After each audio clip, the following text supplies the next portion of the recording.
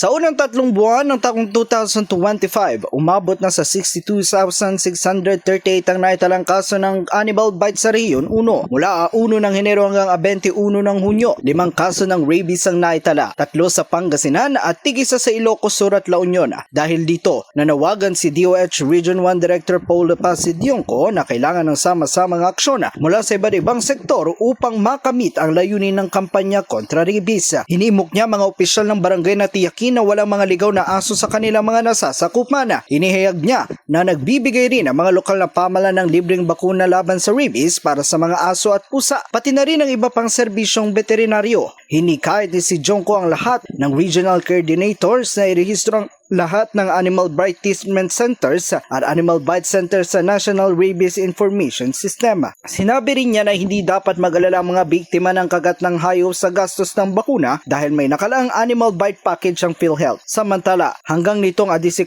ng Hunyo, nakapagtala ng 159 ang kaso ng rabies sa buong bansa, mas mababa kumpara sa 220 na kaso sa kaparehong panahon noong nakaraang taon. Kasama mo mula rito sa IFM Dagupan, ito si Idol Matthew Pacheco, Tatak IFM. IFM News. IFM News. IFM News.